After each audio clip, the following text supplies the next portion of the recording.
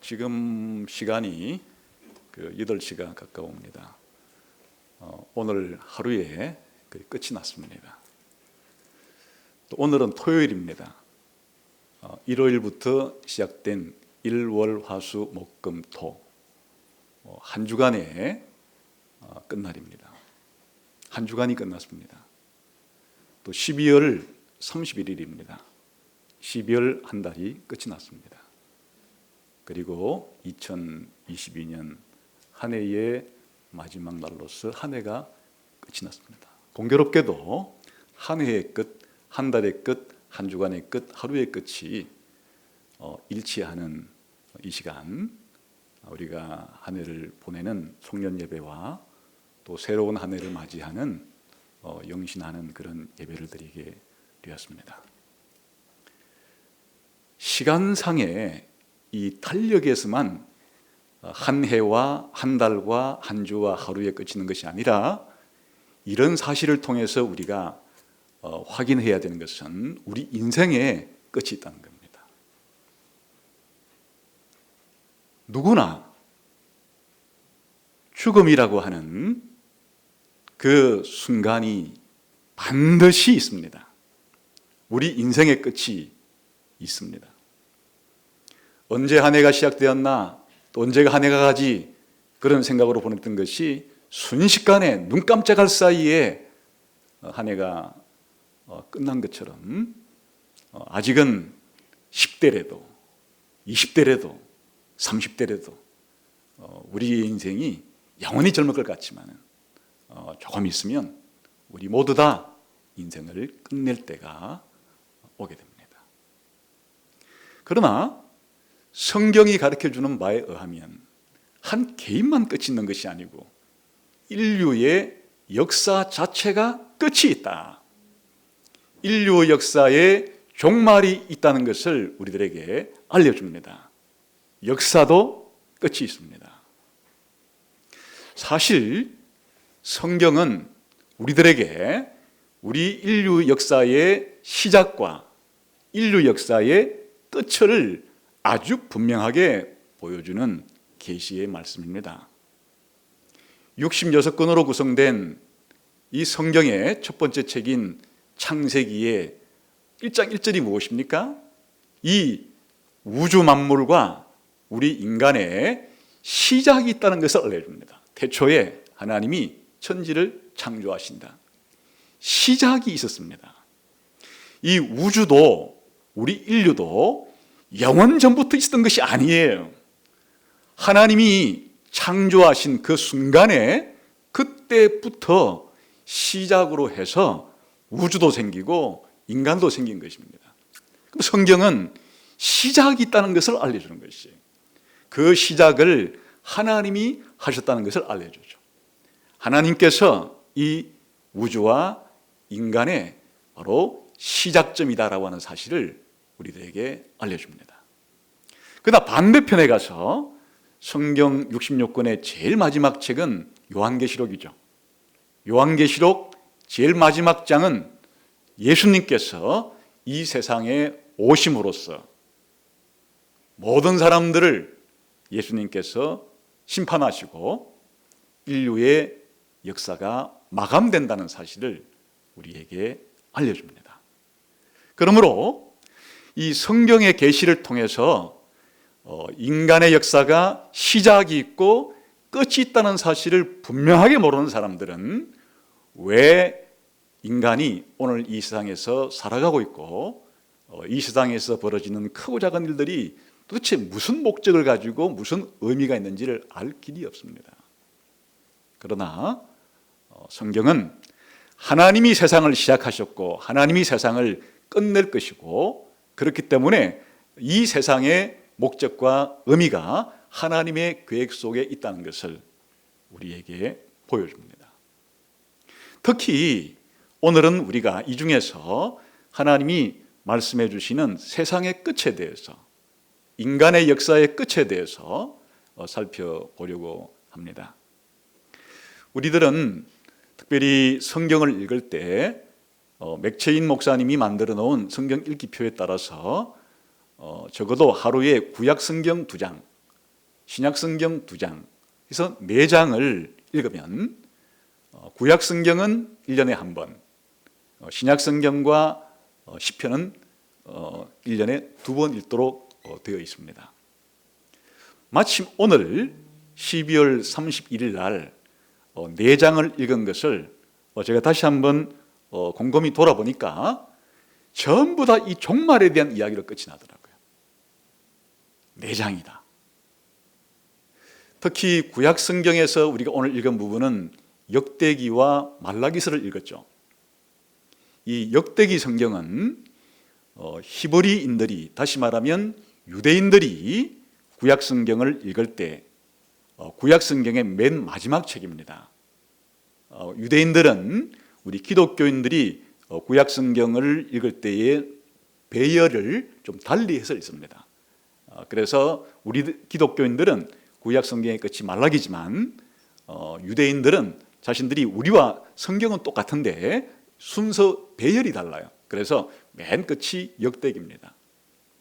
역대기에는 무슨 내용이 나오는가 하니까 바로 이스라엘이라는 국가가 바벨론 제국에 멸망당하는 이야기로 끝이 납니다.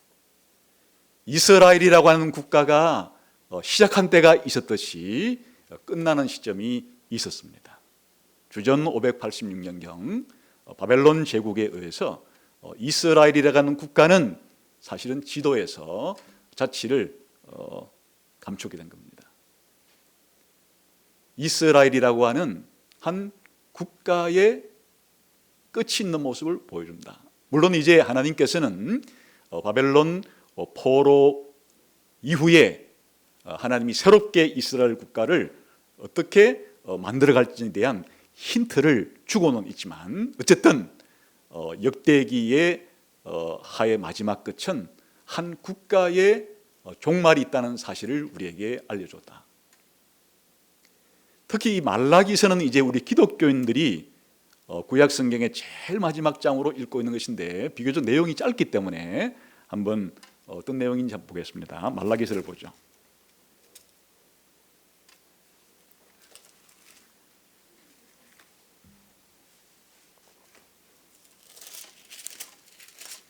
우리가 보고 있는 구약 성경의 제일 마지막 장이 되겠습니다.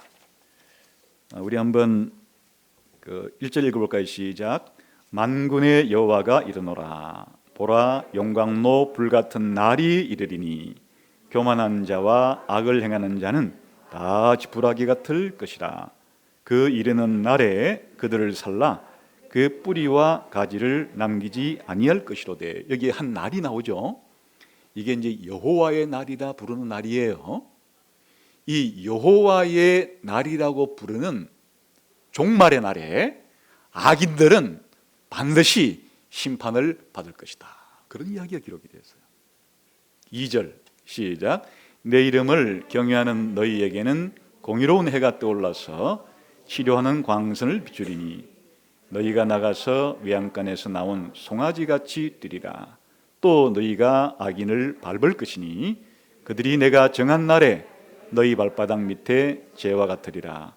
만군의 여호와의 말이다. 여호와의 날이라고 불리는 동일한 날에 의인들은 구원을 받게 될 것이다.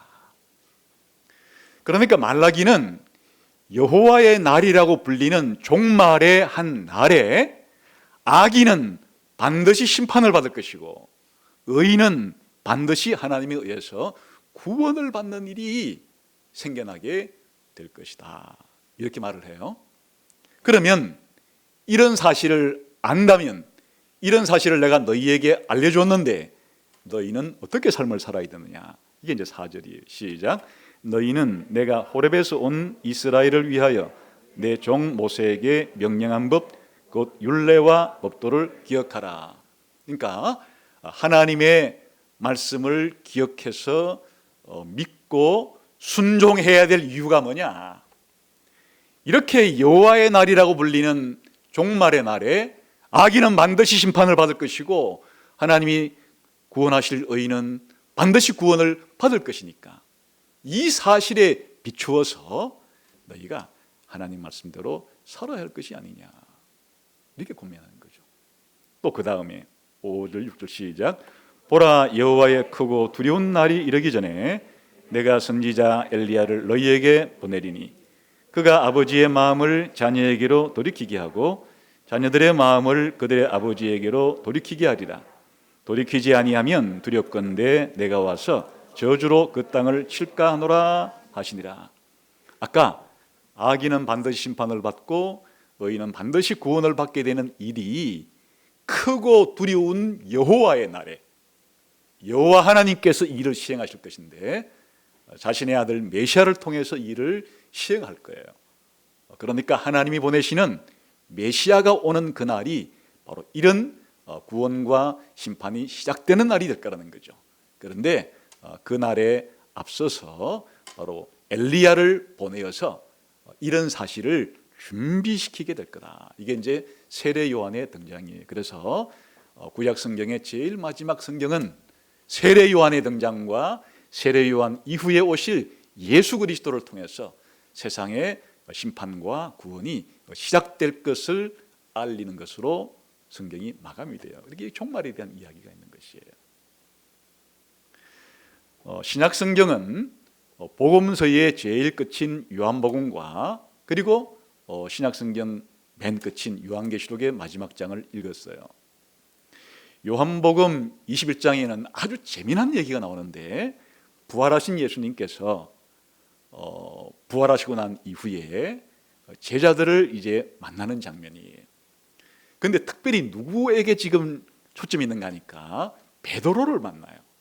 그래서 베드로에게 뭐라고 말하는가 하면 네가 나를 사랑하느냐고 물어요. 그것도 3번씩이나 묻습니다. 왜 그런가 하면 한 사건이 있었기 때문이죠.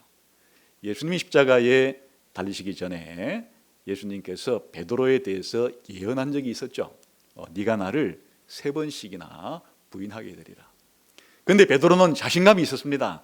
제가 어떻게 예수님 부인한단 말입니까? 다른 사람은 몰라도 저는 절대로 예수님 부인 안 합니다. 이렇게 큰 소리를 떵떵 쳤어요. 그렇죠, 재밌죠, 아주. 예수님이 말씀한 대로 베드로가 3번을 부인하게 됩니다. 그 베드로가 얼마나 충격을 받았겠습니까? 그리고 예수님 십자가에 달렸을 때 베드로도 도망을 쳤거든요. 근데 부활하신 예수님이 베드로를 찾아오신 거예요. 그리고 베드로에게 네가 나를 사랑하느냐고 3번을 물으시면서 베드로가 쑥스럽게 주님이 잘 아시지 않습니까? 이렇게 고백을 하니까 내 양을 먹여라. 이건 뭔가 하면 베드로를 회복시키려는 거예요. 과거의 모든 그런 좋지 않았던 기억들을 다 지워주시고 잘못도 용서해 주시고 이제 새롭게 교회를 위해서 일할 수 있도록 예수님께서 격려해 주시는 그런 장면인데 재미있는 것이 있어요. 우리 한번 요한복음도 21장을 가볼까요? 끝부분만 읽으면 되니까 봅시다.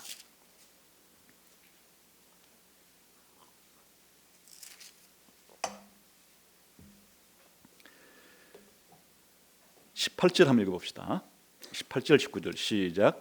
베드로의 죽음을 시작. 내가 진실로 진실로 내게 이르노니 내가 젊어서는 스스로 띠띠고 원하는 곳으로 다녔거니와 늙어서는 내 팔을 벌리리니 남이 내게 띠띠우고 원하지 아니하는 곳으로 데려가리라.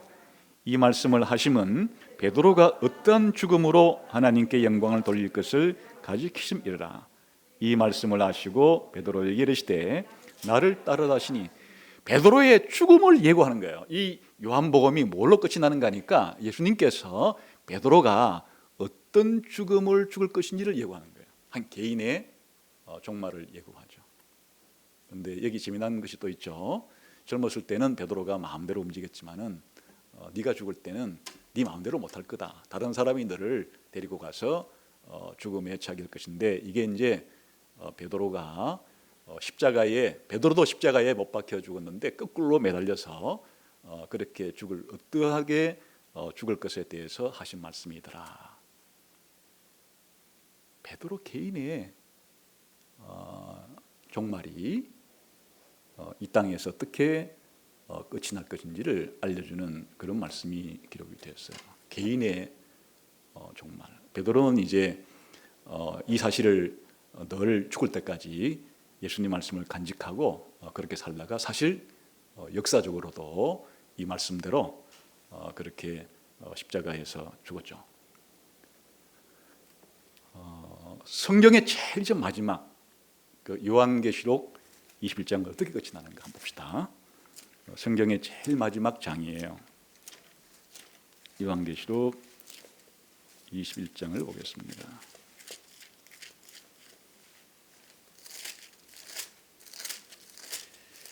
이제 요한계시록은 22장 6절부터 이제 요한계시록의 결론이 시작이 되어서 21절로 이제 끝이 나는 책입니다. 한번 7절 읽읍시다. 시작. 보라, 내가 속히 오리니 이 두루마리의 예언의 말씀을 지키는 자는 복이 있으리라 하더라. 신약 성경의 끝이, 요한계시록의 끝이 예수님께서 반드시 이 세상에 재림해 올 것이다. 그렇기 때문에 우리들에게 행동을 요구하는 거예요. 이 요한계시록의 말씀을 잘 읽고 듣고 잘 지킨 사람은 복이 있을 거다. 예수님의 종말에 비추어서 이렇게 사는 것이 진짜 복받는 비결이다. 이렇게 말씀해 주시죠. 그 다음에 12절도 봅시다. 시작. 보라, 내가 속히 오리니 내가 줄 상이 내게 있어 각 사람에게 그가 행한 대로 갚아주리라. 또 한 번 예수님은 속히 오신다고, 다시 이 세상에 재림해서 오실 거라고 말하면서 그것을 알고서 너희가 행동을 할 때 예수님이 재림하는 그날에 상급을 받을 수가 있을 것이다. 우리가 어떻게 살아야 될지에 대한 그 빛이 예수님의 속히 오실 것을 믿고 살아가는 삶이 중요하다. 이렇게 말씀하시는 거예요. 그 다음에 20절이에요. 시작. 이것들을 정언하시니가 이르시되 내가 진실로 속히 오리라 하시거늘 아멘 주였으여 오시옵소서. 21절은 그냥 공식적인 편지의 끝인사기 때문에 빼면 실제로 요한계시록의 끝, 신약성경의 끝, 성경 전체의 끝은 예수님이 이 세상에 오시는 종말에 대한 예고로 끝이 난다. 그리고 교회는 이 종말을 바라보면서 살아가는 사람들이다 하는 것을 보여주고 있어요. 이렇게 사실은 이 4장은 맥체인이라고 하는 18세기에 잠시 생각이 좀 그렇지만 어쨌든 그 연도를 잊어먹었어요. 어쨌든 우리 선배 목사님이 이 성경 읽기표를 짜서 이렇게 읽으면은 성경 읽기가 도움이 된다 해서 이제 한 해의 마지막 장들이었는데 전부 한결같이 개인의 종말이건 국가의 종말이건 역사 전체의 종말이건 종말에 대한 이야기로 끝이 나는 걸 보면 얼마나 성경에서 이 종말에 대해서 가르쳐 주기를 원하는가 하는 것을 알 수 있는 것이에요. 한마디로 성경은 종말에 대한 책이, 종말이 어떠한지를 알려주고 이 세상의 끝과 역사의 끝을 알므로써 우리가 현재를 살아갈 때 어떻게 대처하며 어떻게 살아가는 것이 진짜 지혜로운 삶인지를 가르쳐주는 책이 성경책이다. 그렇게 생각해도 좋은 것이죠. 그래서 오늘은 특별히 베드로 3장을 통해서 예수님의 수제자였던 베드로가 죽기 직전에 감옥에서, 로마의 감옥에서 유서처럼 소아시아에 있는 교회에게 보낸 편지가 이 디모데 후서예요. 이 디모데 후서는 베드로라고 하는 사도가 유언장으로, 유언으로 쓴 편지와도 같은 것입니다. 근데 이제 3장으로 되어 있는데 그 중에서 마지막 장인 3장의 핵심 부분을 보면서 오늘 특히 주의 날은 무엇인가 하는 것, 그리고 주의 날의 특징이 무엇인가 하는 것, 그리고 주의 날을 기다리면서 살아가는 삶은 어떠한 삶인가 하는 것을 살펴보려고 합니다. 그래서 여기서 말하는 이제 주의 날이라는 것 자체가 오늘 중요한 내용이 되겠습니다. 우선 주의 날 하는 이것은 구약 성경 특히 선지서에서 여러 선지서에서 등장하는 아주 중요한 말이에요. 그게 이제 구약 성경에서는 여호와의 날로 되어 있습니다. 여호와의 날. 그래서 여호와의 날이라고 불리는 이 날에 무슨 일이 일어날 것인가 하는 것을 이 이사야부터 말라기서까지의, 아까 봤죠? 말라기서 맨 끝에 아까 그 크고 두려운 여호와의 날에 대해서 나왔잖아요.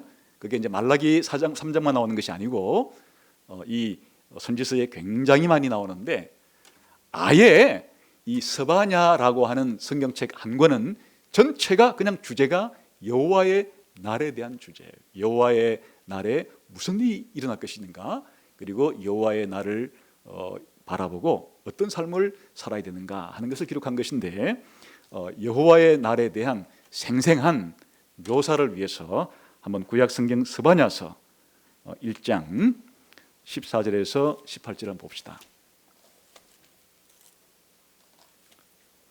신약 성경의 주의 날이라고 불리는 것이 구약 성경에는 여호와의 날이라고 불린다. 근데 여호와의 날이 어떤 날인가 하는 것을 스바냐 1장을 보도록 하겠습니다. 1장 14절부터 이제 18절까지가 이 여호와의 날에 대한 묘사입니다. 읽읍시다. 시작. 여호와의 큰 날이 가깝도다. 가깝고도 빠르도다. 여호와의 날이 소리로다. 용사가 거기서 심히 슬피우는도다.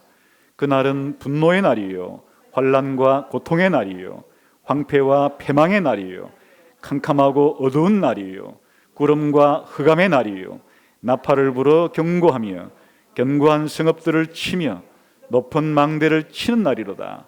내가 사람들에게 고난을 내려 맹인같이 행하게 하리니 이는 그들이 나 여호와께 범죄하였습니다.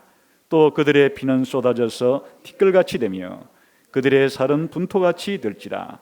그들의 은과 금이 여호와의 분노의 날에 능히 그들을 건지지 못할 것이며 이 온 땅이 여호와의 질투의 불에 삼켜지리니 이는 여호와가 이 땅 모든 주민을 멸절하되 놀랍게 멸절할 것입니다. 지금 이 날이 얼마나 중요한가 하면, 원래 반복한다는 가장 중요한 의미는 강조하기 위한 거예요. 한 번 말해서는 양이 안 차는 거예요. 한 번 말해서는 성이 안 차는 거예요. 그러니까 내가 하고 싶은 말을 강조하기 위해서는 또 말하고 또 말하고 또 말하고, 그래야 자기가 하는 말이 강조가 되죠. 제가 설교할 때 했던 말 또 하고 또 하고 또 하는 것은 아까 했는 것 같은데 그렇게 생각하지 마세요. 강조를 위한 거예요. 중요하니까 또 말했다가 또 생각이 나면 또 말했다가, 그래야 중요성을 전달할 수 있으니까. 그 여호와의 날에 대한 묘사가 얼마나 지금 다양한 각도로 설명이 되고 있어요. 그만큼 중요한 날이기 때문이에요. 인류 역사에 가장 중요한 날이기 때문이에요. 이제 이것을 스바냐를 보게 되면 하나님께서 이 유다 왕국도 심판해서 망하게 하고, 또 유다 왕국을 망가뜨린 이런 열국들도 망하게 하고, 이런 심판에 대한 날이에요. 그러나 또 한편 하나님께서 만국을, 회개하는 만국을 구원하기도 하고, 또 회개하는 이스라엘을 구원하기도 하는 구원의 날이기도 해요. 그래서 이 구약 성경에 여호와의 날이라 불리는 날은 양면성이 있어요. 심판의 날이기도 하고 구원의 날이기도 한 거예요. 누구에게는 심판의 날인가 하면 하나님을 믿지 않고 하나님께 적대적인 사람들에게는 이 날은 심판의 날이에요. 그러나 하나님을 믿고 하나님을 의존하는 사람들에게는 이 날은 구원의 날이에요. 악인에게는 심판의 날이에요. 의인에게는 구원의 날이다. 악은 철저하게 심판을 받는 날이요, 선은 철저하게 완성이 되는 날이 바로 이 여호와의 날이라고 하는 그런 날이에요. 그래서 이렇게 이제 구약 성경 선지서에는 여호와의 날에 대한 이야기가 참으로 많다. 그런데 이제 신약 성경에 오게 되면 예수님께서 바로 구약 성경의 여호와와 동일한 분이시기 때문에 여호와의 날을 이름을 바꿔요. 여호와의 날이라 부르지 않고 그냥 주의 날이라고 부르든지, 주 예수의 날이라 부르든지, 주 예수 그리스도의 날이라고 부르든지, 그리스도의 날이라고 부르든지 그리스도 예수의 날이라고 부르든지 이런 식으로 예수님의 날로 이름을 바꾸어서 불러요. 그런데 주의 날이라고 부르든 그리스도의 날이라고 부르든 주 예수 그리스도의 날이라고 부르건 이렇게 신약 성경에서 부르는 날은 전부 다 예수님이 재림하신 날을 가리키는 거예요. 예수님이 재림하는 날 일어나게 될 불신자들에 대한 심판과 신자들에 대한 구원이 설명이 되어 있어요. 그냥 이런 구절들이 너무 많기 때문에 제가 한두 구절만 그냥 예를 들어서 한번 읽어드릴게요. 고린도전서 5장 5절에 보면 이런 자를 사단에게 내어주었으니 이는 육신은 멸하고 영은 주 예수의 날에 구원을 받게 함이니라. 여기서 주 예수의 날은 재림한 날에 심판과 구원이 벌어진다고 하는 그런 이야기죠. 또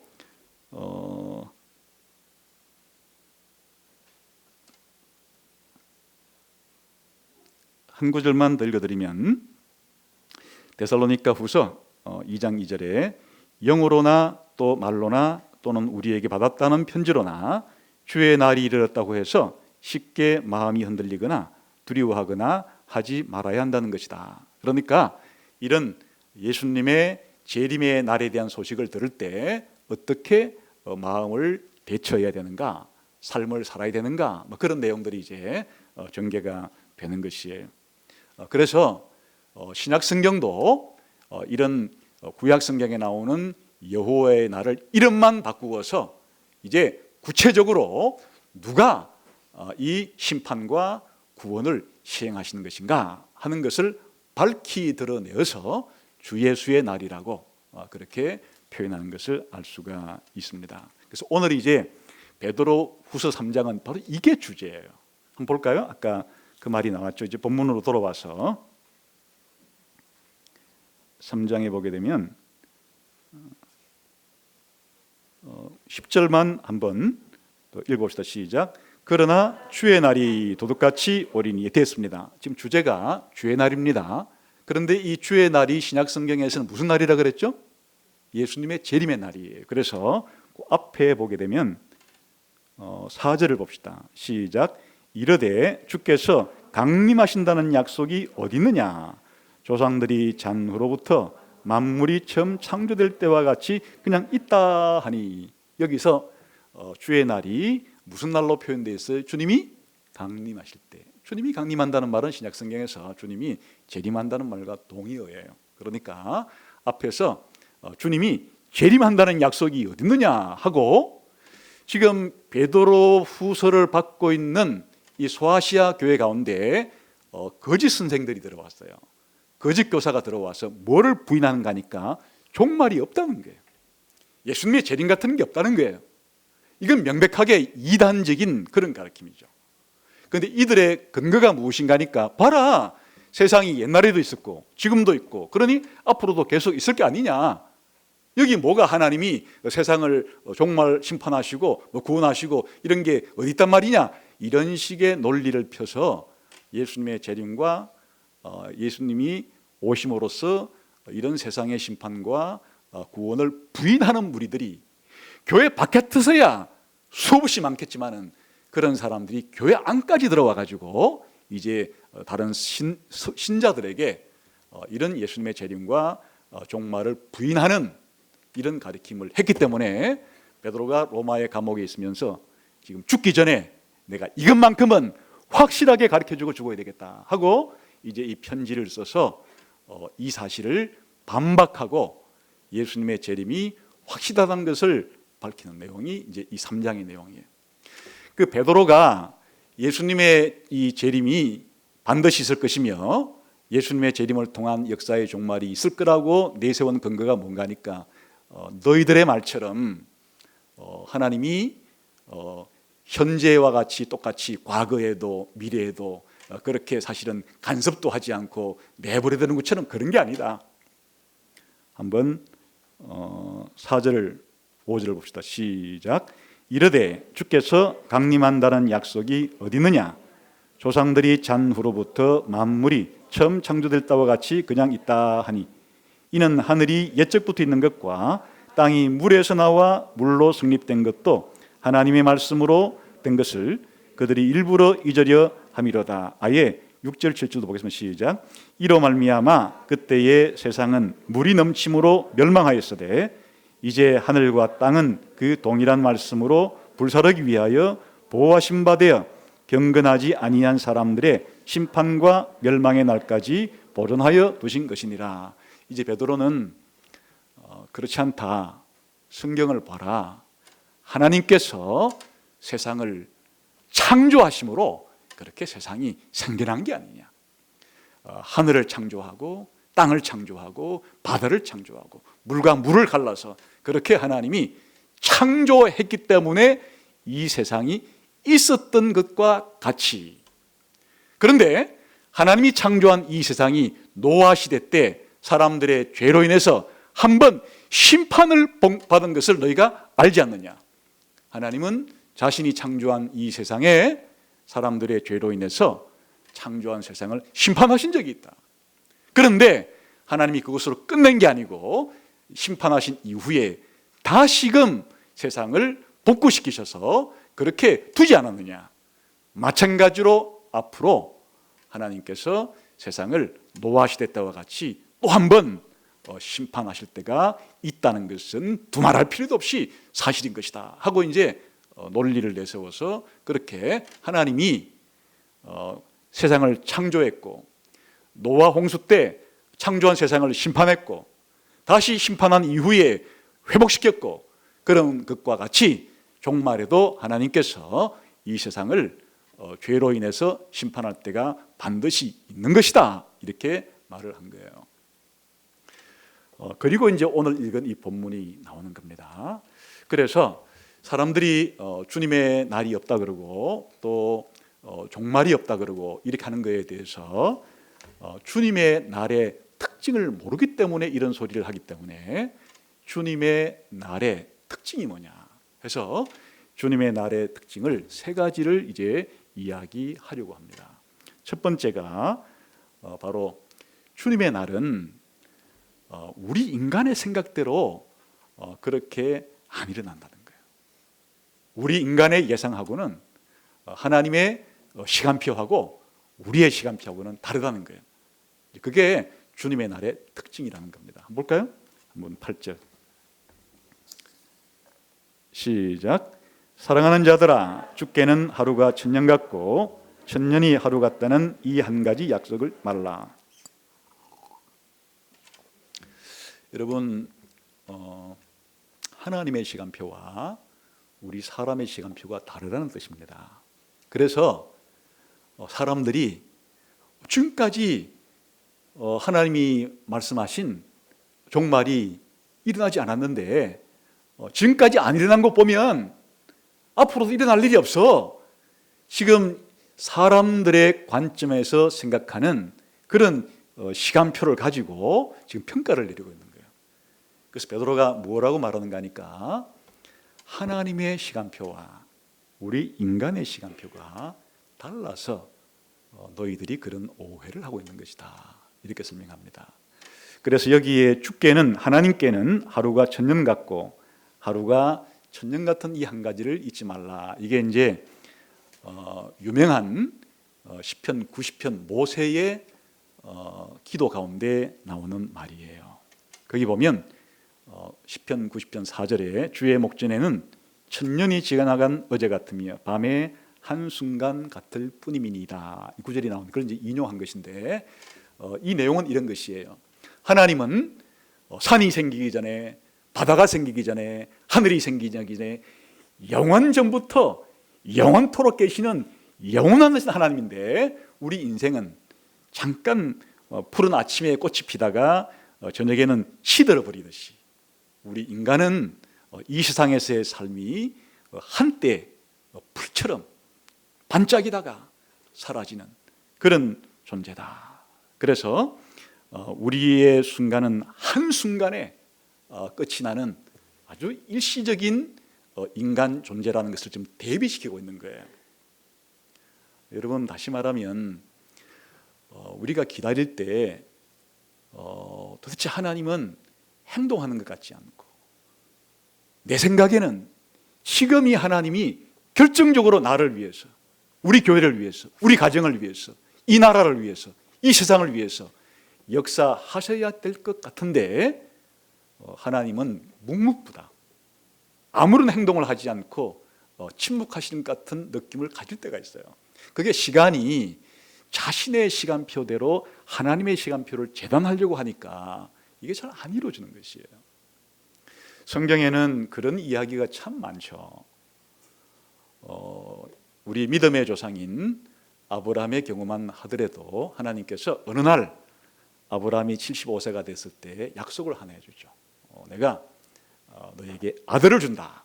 너에게 주는 아들을 통해서 하늘의 별처럼 바닷가의 모래알처럼 많은 후손이 생겨나게 될 거다. 이런 약속을 해줘요. 그럼 이제 아브라함 마음속에 전능하신 하나님이 자식에게 약속해서 자식을 주시고 그 자식도 엄청나게 많은 수를 준다 그랬으니까 이제 그 다음 해에는 자식을 낳았는데 세 쌍둥이, 그 다음 해에는 네 쌍둥이, 막 이렇게 자손이 번성해야 하나님이 약속을 지키는 것 같았을 텐데 1년이 지나도 2년이 지나도 몇 년이 지나도 하나님은 자기에게 약속한 대로 아들을 줄 기미가 안 보이는 거예요. 그래서 그냥 조카인 롯을 그냥 양자 삼아 가지고 그럼 아들을 삼을까? 이런 마음이 들 정도로. 그런데 하나님께서 롯과 아브라함을 헤어지게 만들어요. 롯은 아니로구나 또 깨닫는 거예요. 그 다음에 또 기다려도 하나님이 자식을 주신다는 약속을 실행하는 것 같지 않자 조급함에 자기 집에 있는 종 엘리에셀을 그냥 종을 그냥 입양시켜 가지고 그냥 내 자식을 만들어서 그럼 하나님이 나에게 자식을 준다는 약속을 이루신 것이 되는 것이 아닌가, 이런 마음에 그런 생각을 품었지만 하나님은 아니라고, 네 몸에서 내가 자식을 줄 거라고. 또 종도 아니라는 거예요.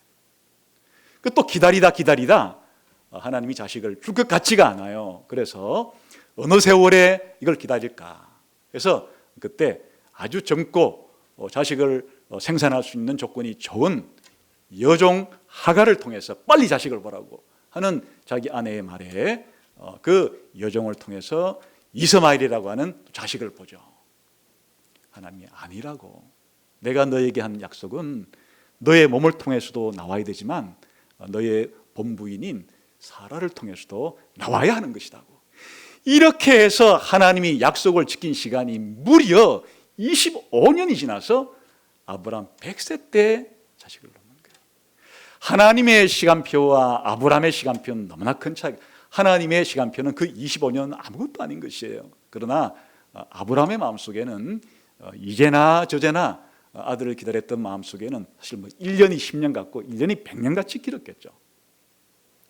사실은 하나님께서 아담이 범죄했을 때 창세기 3장 15절에 보게 되면 아담이 범죄한 이 세상을 다시금 하나님께서 구원하시기 위해서 여자의 후손이라고 하는 메시아를 이 땅에 보낼 것을 약속했는데 무려 이 약속이 예수님의 탄생으로 지켜지기까지 말라기서 마지막까지 수천 년의 세월이 흘러간 거예요. 최소한 성경에 있는 족보에 나오는 연도만 다 더해도 4,000년 이상이 되는 이 기간 동안에 하나님 백성들은 언제 창세기 3장 15절에 하나님이 약속하신 것을 지켜주실까? 그야말로 손꼽아 기다리며 학수고대하며 기다렸지만은 1,000년이 지나고 2,000년이 지나고 3,000년이 지나고 4,000년이 지난 이후에야 성경은 때가 참에 하나님께서 자기 아들을 이 땅에 보내었다. 정확한 하나님의 시간표에 따라서 정확한 시간에 하나님은 정확하게 자신의 약속을 지켰다. 이렇게 말하잖아요. 그러니까 우리의 인간적인 시간표의 잣대로 영원하신 하나님이 생각하는 그 시간표가 하나님께서 속히 보내줄 것이다, 속히 심판과 구원을 행하실 것이다 하는 약속에 대해서 우리가 생각한 만큼 기다려도 안 이루어진다고 해서 하나님은 절대로 약속을 지킬 수 없는 분이라든가 지킬 마음이 없다든가 이렇게 생각해서는 안 되는 것이다.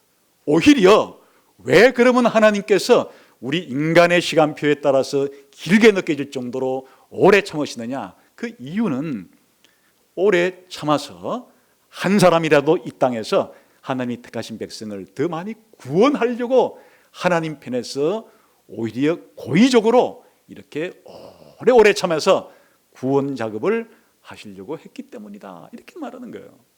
그 다음에 볼까요? 베드로 후서 3장에 그 이유를 9절에서 설명하죠. 시작. 주의 약속은 어떤 일이 더디다고 생각하는 것 같이 더딘 것이 아니라 오직 주께서는 너희를 대하여 오래 참으사 아무도 멸망하지 아니하고 다 회개하기에 이르기를 원하시느니라. 하나님의 사랑 때문에 많은 사람을 구원하기 위해서 참고 또 참고 또 참으시는 하나님의 사랑이 바로 이 최후의 심판을 늦추고 있는 것이다, 이렇게 설명해요. 여러분, 하나님의 생각과 우리의 생각이 다르고 하나님의 시간표와 우리의 시간표가 다른 건 너무 당연한 일이에요. 그런데 내 생각에, 우리 생각에 하나님이 최후의 심판이니 뭐 인류 역사의 끝이니 이런 것들을 구약성경부터 그토록 많이 말해놔도 그것은 잘못된 것이야, 이렇게 자신의 시간표 계산에 따라서 해서는 안 된다. 오히려 하나님의 오래 참으심에 감사해야 된다. 아직도 시간이 남아있기 때문에 전도를 하고, 아직도 시간이 남아있기 때문에 내가 회개해서 하나님께 돌아가서 구원받을 수 있는 구원의 문을 하나님이 닫지 않고 열어두신다는 것이 얼마나 감사한 일이에요.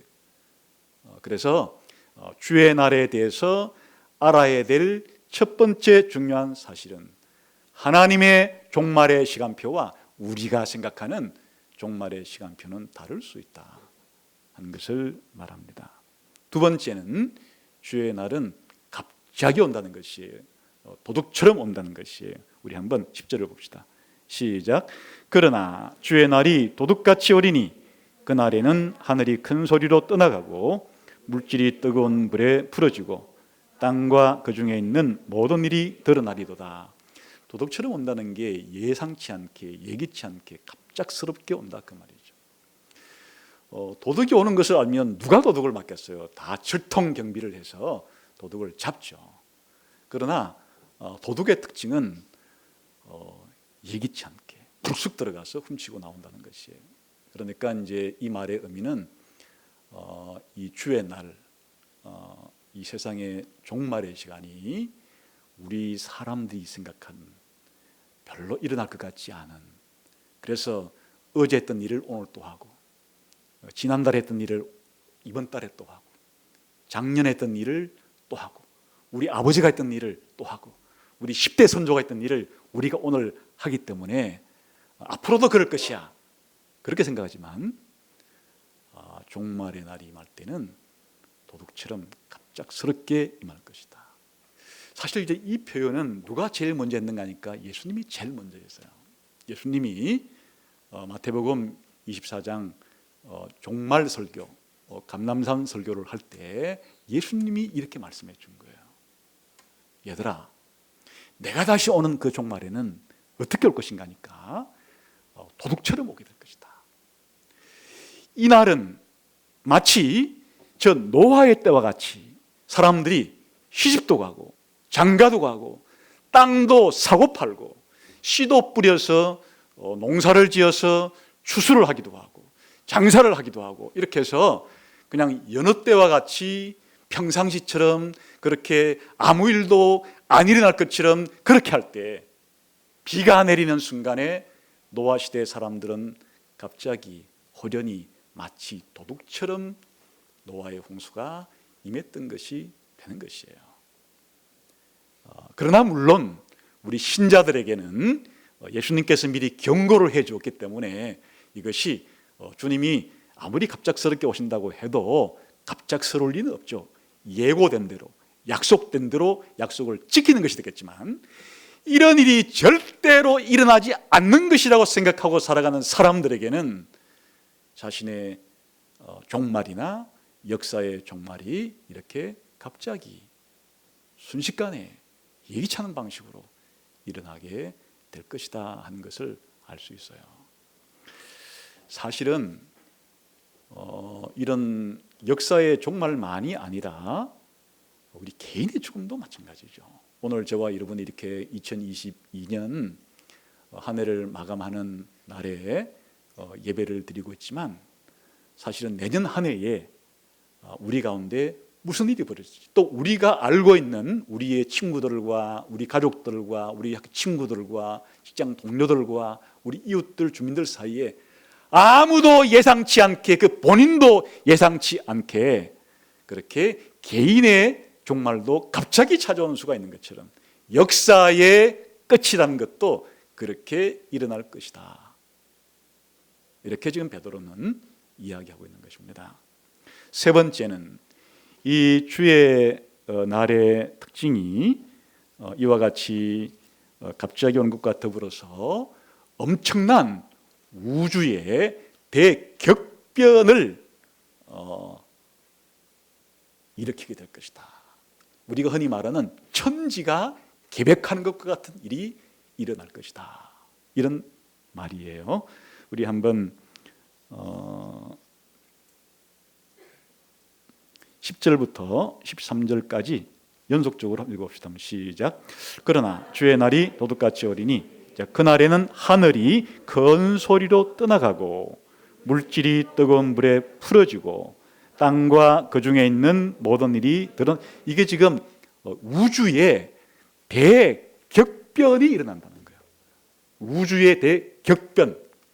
처음 천지가 창조될 때 격변이 있었던 것처럼, 그리고 노아 홍수 때 이 세상에 격변이 있었던 것처럼 마지막 주의 날도 이와 같이 여기서 설명된 것처럼 하늘이 큰 소리로 떠나가고 물질이 뜨거운 물에 풀어지고 이 세상 만물 자체가 해체되고 하는 엄청난 대격변이 일어날 거다. 그런 뜻이에요. 그 다음에 계속 11절 시작. 이 모든 것이 이렇게 풀어지리니 너희가 어떤 사람이 되어야 마땅하냐. 거룩한 행실과 경건함으로 하나님의 날이 임하기를 바라보고 간절히 사모하라. 그날에 하늘이 불에 타서 풀어지고 물질이 뜨거운 물에 녹아지려니와 우리는 그의 약속대로 의가 있는 곳인 새하늘과 새 땅을 바라보도다. 그러니까 또다시 여기에 하늘이 불에 타서 풀어지고 물질이 뜨거운 물에 녹아지고, 이게 뭔가 하면요, 우주적인 대격변. 지금 이제 우리가 살아가는 이 세상은 가끔씩 태풍이 분다든지 또 홍수가 난다든지 뭐 해일이 일어난다든지 지진이 일어난다든지 그러면 부분적으로 그것이 일어난 지역에는 엄청난 격변이지만은 지구 전체를 볼 때는 뭐 지구의 한 모퉁이죠. 이 모퉁이에서 혹은 저 모퉁이에서 그렇게 일어난 걸 정도일 텐데, 지금 이제 성경이 하는 이야기는 무엇인가 하면 주의 날의 특징은 지금 우리가 보는 그런 일들이 땅의 한 부분에서 일어나는 것이 아니고 지구 전체, 하늘과 땅과 바다를 전체를 포괄하는 이것 자체에 엄청난 격변이 일어날 것이다. 그 뜻이에요. 이런 표현을 때로는 해와 달과 별이 빛을 잃어버린다, 그렇게 표현하기도 하고, 또 큰 지진이 나서 완전히 지상의 모든 이 도시들이 다 지진 속으로 들어간다, 그렇게 표현하기도 하고, 여기서처럼 하늘이 떠나가고 또 뜨거운 물에 풀어지고 이런 표현을 쓰기도 하고. 이게 무엇인가 하면 우리 사람이 죽을 때 우리 신체에 큰 변화가 생겨나게 되죠. 모든 기능은 정지되고 얼마 있지 않아서 벌레들이 먹게 되고 썩게 되고, 이렇게 아름답고 건강한 육체를 가지고 있던 이것이 죽음이라는 격변을 맞이하게 되면 신체가 지금 있는 신체와는 완전히 다른 이제 해골만 남는 그런 큰 변화가 일어나죠. 그런데 인간에게만 그런 변화가 일어나는 것이 아니고 우리가 살아가고 있는 이 우주, 좀 좁게 말하면 이 지구도 주님의 날이라고 불리는 이 날에는 한 개인이 죽음을 맞이해서 자기 인생이 끝나는 것 같이 이 우주 전체도, 지구 전체도 이렇게 큰 대격변을 겪어서 심판을 받는 일이 있을 거다, 그런 이야기예요. 그런데 이제 우리들로 하여금 오늘의 가장 중요한 하이라이트는 이것으로 끝이 아니고, 하나님이 이렇게 이 세상을 심판했는데, 심판한 이 세상을 다시금 하나님께서 구속해서 새하늘과 새 땅을 만들어낸다는 거예요. 이게 바로 주님의 날이에요. 그러니까 사실은 이 세상이 디스토피아로 그렇게 많은 게 끝이 아니고, 하나님은 죄 때문에 이 현 세상을 심판하지만은 심판한 이 세상을 다시금 복구하고 다시금 회복하고 다시금 구속해서 새하늘과 새 땅으로 빚어낸다는 것이, 그것이 바로 새하늘과 새 땅이란 말입니다. 이는 마치 무엇과 같은 것인가 하니까, 예수님의 몸이 죽음 이후에 그 무덤에 묻혔다가 다시 부활할 때는 원래 십자가에서 못 박혔던, 창으로 허리에 찔렸던 그 몸이에요. 그 몸이 십자가에 창에 찔리고 손발이 못에 박히는 그러한 정도의 육체가 아니라, 심판받았던 그 몸이 영광스러운 부활의 몸으로 하나님께서 만드셨듯이, 지금 우리가 살아가는 이 세상이 주의 날이라 불리는 그 날에 완전히 한번 하나님께 손에 의해서 이렇게 풀어지고 녹아지고 해체되고 이렇게 표현된 것처럼 심판을 받겠으나, 그것이 끝이 아니고 하나님은 완전히 새롭게 만들어서 새하늘과 새 땅으로 그렇게 만드실 날이 바로 주의 날이라고 부르는 날이다.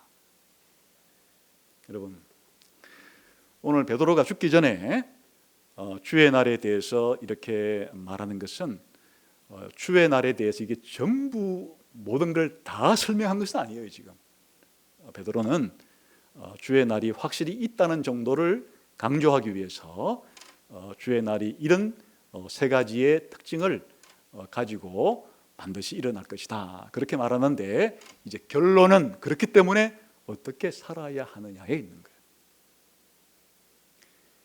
주님의 날은 우리의 시간표와는 다르지만 하나님의 시간표에서 하나님의 때에 반드시 일어날 것이고, 주님의 날은 갑작스럽게 예기치 않게 도둑처럼 그렇게 반드시 임할 것이고, 주의 날이 임할 때는 이 세상에 대격변이 일어나서 한번 세상이 심판을 받지만은 새하늘과 새 땅으로 영광스럽게 만들어지는 그런 일이 일어난다면은, 이것이 조만간 있을 일이라면, 이 모든 일이 예수님의 재림 때 일어날 일이라면, 그러면 예수님의 재림을 기다리면서 주의 날을 기다리는 성도들은 어떤 삶을 현재 살아있을 때 살아야 하는가, 이게 이 장의 주제예요.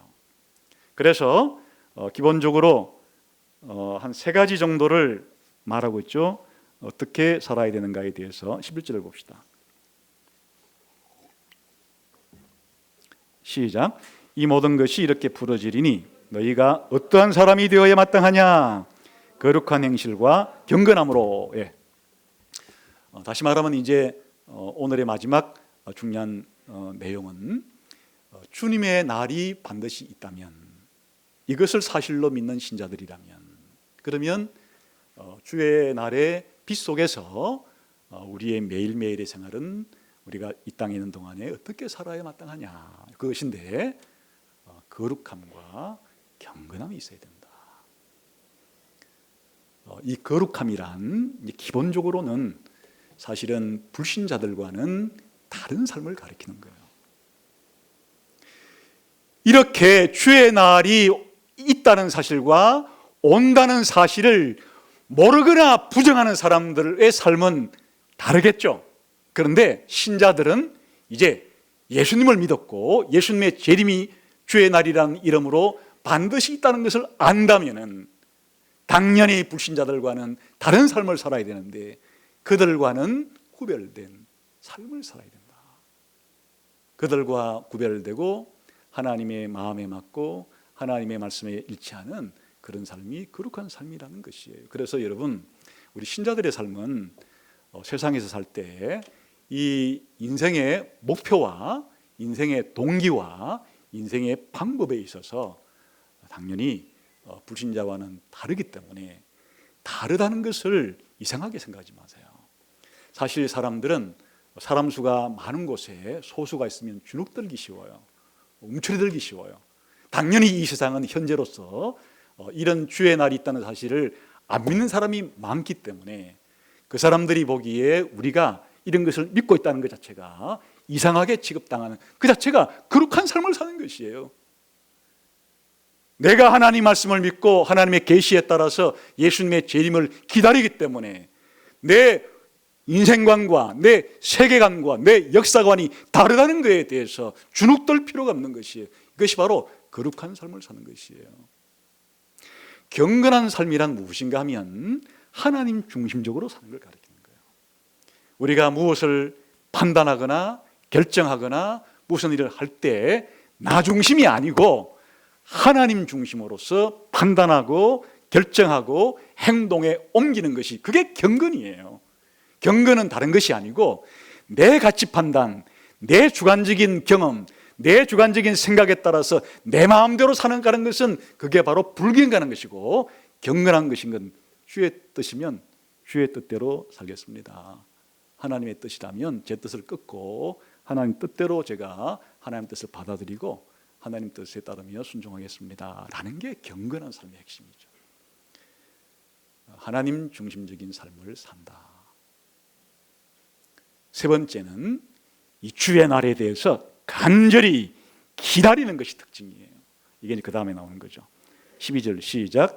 하나님의 날이 임하기를 바라보고 간절히 사모하라. 그러니까 아까 그 불신자들의 특징은 뭐였어요? 조롱하죠. 이 하나님의 날이 있다는 사실, 주님의 날이 있다는 사실을 조롱하죠.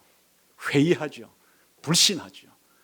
그런데 이 하나님의 날이, 주님의 날이 있다는 것을 알면 이것보다 좋은 날이 어디 있어요? 이 세상의 모든 악이 완전히 멸절하는 날, 이 세상의 선이 완벽한 승리를 이루는 날, 모든 하나님의 원수들과 불신자들은, 악은 이 세상에서 철저히 심판을 당하고 하나님의 백성들은 약속대로 완전한 하나님의 약속이 이루어지는 구원의 완성이 일어나는 일인데, 이 세상에서 이 날보다 좋은 날이 어디 있는 거예요?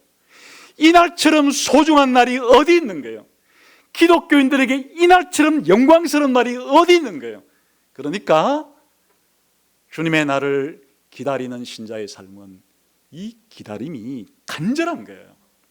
마치 이 간절하다는 것은 학수고대하는, 목을 쭉 빼고서 정말 학수고대, 그 누가복음 15장에 집 나간 아들을 기다리는 아버지의 기다림, 혹은 자신이 치명적인 질병에 걸렸으면 지금 치료를 들어갔는데 치료해서 자기가 나았으면 좋겠다고 하는 자기의 치료가 끝나는 날, 또 아니라면은 군에 있는 우리 지체들 같으면은 제대를 기다리는 날이라든지, 아니면 목화 약혼식을 한 우리 형제자매들이라면 결혼식 날을 기다린다든지, 아무튼 이 세상에서 우리가 무엇인가 좋은 날을 앞에 두고서는 기다리죠. 기다립니다. 그 기다림이 얼마나 간절한가니까, 사실은 이런 기다림이 간절한 사람들이 군대 가 있는 형제들이에요. 그러니까 이제 달력에다가 써놓죠. 며칠 이렇게 하고. 또 뭐 결혼 앞둔 사람들도 그럴지 모르겠어요. 이제 결혼식 날을 D-Day를 정해가지고 이렇게 쓰겠죠. 이게 주님의 날이 있다는 사실을 확실히 믿는 사람들의 삶의 자세라 그거예요. 이 기다린다는 것은 수동적이잖아요. 그냥 체념하고 뭐 오려면 오지 말려면 말고, 이걸 기다린다 그러지 않아요. 성경에서 기다린다는 것은 아주 긍정적이고 적극적인 태도예요. 이 날이 오기를 손꼽아 기다린다고 하는 그런 의미를 가지는 날이에요. 그러니까 이 신자의 삶이라는 것 자체가 이 세상에서 아까 말한 그런 좋은 일들이 있지만은 신자에게 생겨나는 최고로 좋은 날은 바로 주님의 날이에요. 예수님의 재림의 날이에요. 더 쉬운 말로 바뀌게 되면 우리가 부활하는 날이에요. 영광스러운 날이에요. 우리가 영광스럽게 변하는 날이에요. 하나님의 영광이 우리에게 비추어 우리도 하나님의 영광처럼 영광스럽게 만들어주는 그 날이 바로 이 날이기 때문에 우리 신자들에게는 가장 기다리는 그런 날이 된다, 그런 말이죠. 그래서 이 종말에 대한 기다림, 예수님의 재림에 대한 기다림으로 이제 우리의 윤리라는 것이 생겨나게 되는 거예요. 이렇게 바로 거룩해지고 경건한 삶을 살고 기다리는 삶을 살고, 그리고 신약 성경에 나오듯이 사랑하고 기뻐하고 평화를 누리고 오래 참고 자비와 충성과 온유와 자비 같은 이런 우리의 도덕적으로 이런 도덕적인 삶을 살아가게 되는 동기는 이 종말이 있다는 사실 때문이에요. 그래서 바로 이 베드로후서에는 이것을 그럼 부정하는 사람들은 어떻게 사는가? 정반대의 도덕적인 부패의 삶을 살죠.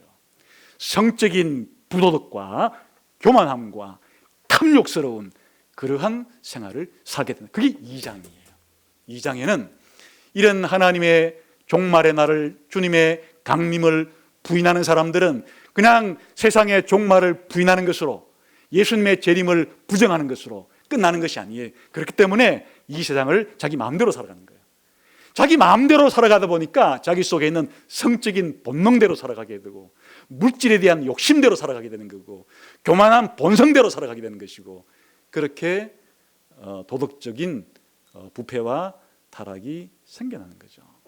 그래서 이 베드로 후서에서는 우리 신자들이 지상을 살아갈 때 불신자들과는 구별되는 거룩한 삶을 살고 하나님 중심적인 경건한 삶을 살게 되고, 그리고 주님의 날, 예수님의 재림의 날, 세상의 완성의 날을 그렇게 기다리는 것은 바로 우리의 매일매일의 삶과 관계가 있는 것이다. 다시 말하면 주님의 날을 기다리는 것과 우리의 도덕적인 삶은 함께 붙어 있지, 예수님의 재림을 기다리는 마음 따르고 내가 도덕적으로 살아갈 마음 따르다, 그건 신앙이 아니라 그 말이에요. 그런 것은 바로 주님의 강림이 어디 있냐고 이렇게 조롱하거나 무시하거나 불신하는 사람들의 특징이고, 주님의 날을 기다리는 사람의 특징은 경건하고 거룩하고, 그리고 주님의 뜻대로 인생을 살아가려고 하는 이런 태도가 나오게 된다. 이것이 오늘 한 해를 마무리하면서 또 우리의 인생의 끝을 바라보면서 주님이 오실 주님의 날을, 역사의 끝을 바라보면서 우리 어떻게 살아야 될까에 대한 베드로가 주는 중요한 유언이 되겠습니다. 여러분, 오늘의 얘기를 한마디로 말하면 이렇게 정리할 수 있어요. 주님의 날이 있다는 것을 알고 주님의 날을 기다린다는 것은 내일에 대해서, 미래에 대해서, 종말에 대해서, 역사의 끝에 대해서 소망을 가지는, 희망을 가지고 살아가는 것이다. 그 뜻이. 왜죠? 이렇게 하나님의 시간표에 따라서 갑작스럽게 임하기는 해도, 이 세상에 심판이 있기는 해도 궁극적인 끝은 새하늘과 새 땅이란 말이에요. 우리 신자들에게 개인적인 부활로 인한 영광이란 말이에요. 그러니까 신자가 종말을 바라보고 예수님의 재림을 바라보고 미래를 바라보는 것은 지극히 희망찬 거예요. 지극히 소망스러운 거예요. 그래서 바로 오늘 주님의 날을 기다리는 사람의 삶을 한마디로 말하면 소망 가운데 살아간다, 희망 가운데 살아간다 하는 것이 결론이에요. 그래서 제가 이런 말을 한 적이 있죠. 우리 기독교인들에게 신앙과 사랑과 소망이라는 것은, 이 세 가지는 없을래야 없을 수가 없는, 반드시 있는 그런 것인데, 주로 이제 우리들은 그 중에서 신앙의 강조를 두어서, 이게 이제 프로테스탄트 개신교의 특징이기도 해요. 신앙을 강조해서 신앙인이라 그러죠. 신앙인.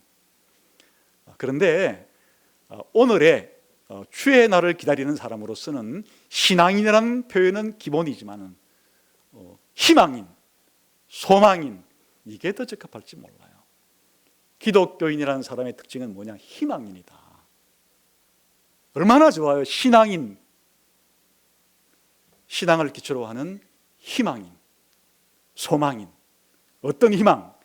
개인적으로는 부활을 통한 개인의 완성과 예수님의 부활 같은 영광스러운 인간으로 최종적으로 완성이 되는 것.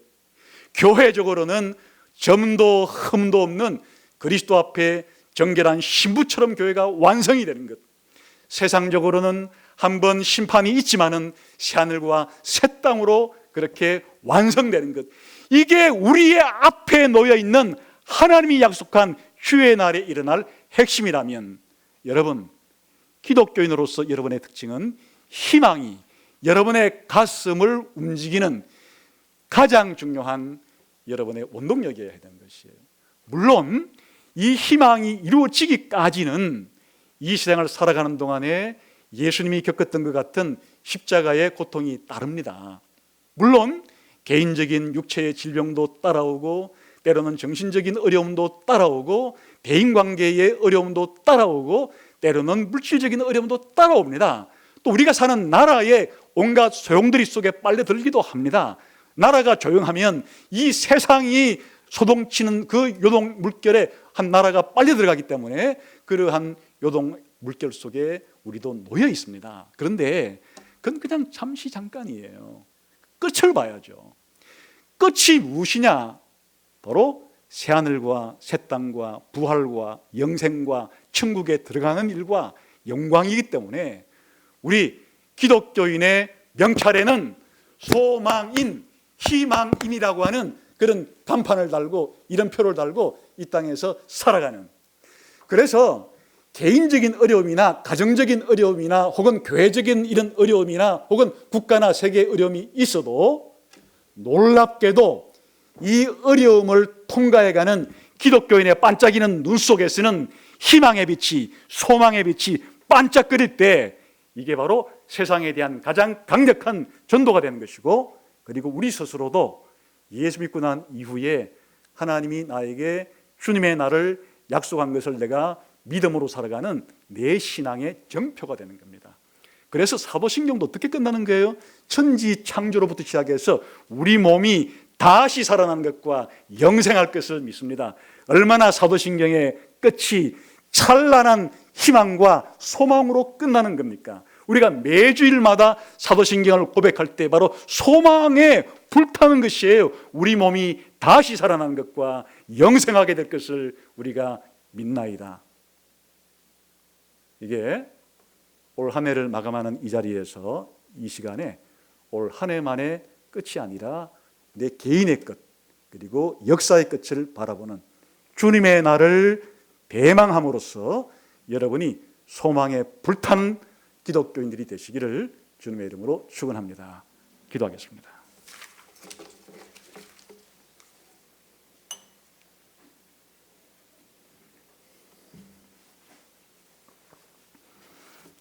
하나님 아버지, 올 한 해가 마감하는 이 시간에 사도 베드로가 말한 주님의 날에 대해서 생각을 해보았습니다.